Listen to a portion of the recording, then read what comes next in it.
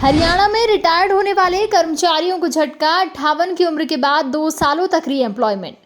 हरियाणा सरकार ने सरकारी कर्मचारियों के रिटायरमेंट के बाद री एम्प्लॉयमेंट से संबंधित मामलों के निपटान के लिए संशोधित दिशा निर्देश जारी किए हैं। हरियाणा सिविल सेवा नियम 2016 के 143 के अनुसार केवल असाधारण और अपवाद स्वरूप परिस्थितियों में ही 58 साल की उम्र के बाद अधिकतम 2 वर्ष तक री एम्प्लॉयमेंट की सुविधा दी जा सकती है। इस संबंध में मुख्य सचिव अनुराग रस्तोगी द्वारा सभी प्रशासकीय सचिवों, विभागाध्यक्षों, मंडलायुक्तों और उपायुक्तों को एक लेटर जारी किया गया है। चलिए जान लेते हैं कि इस लेटर में क्या है।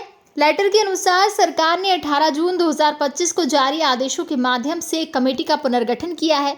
ये कमेटी उन व्यक्तिगत मामलों और श्रेणी या वर्ग के स्तर पर मामलों का रिव्यू करेगी जिनकी सेवाएं संगठन के उद्देश्यों की पूर्ति के लिए आवश्यक हैं।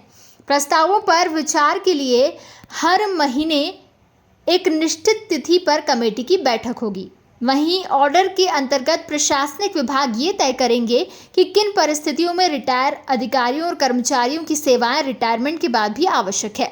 रीएम्प्लॉयमेंट केवल उन्हीं मामलों में मिलेगा जहां सेवाओं की प्रभावी आपूर्ति के लिए ये जरूरी है और जहां कनिष्ठ कर्मचारियों की पदोन्नति की संभावनाओं पर प्रतिकूल प्रभाव न पड़े। इसके अलावा संबंधित अधिकारी का सेवा रिकॉर्ड अच्छा होना अनिवार्य है और उसके विरुद्ध कोई अनुशासनात्मक कार्रवाई लंबित न हो। रीएम्प्लॉयमेंट की अधिकतम आयु सीमा 63 वर्ष निर्धारित की गई है ताकि अधिकारी या कर्मचारी 65 वर्ष की आयु तक कम से कम 2 वर्ष तक सेवा कर सकें।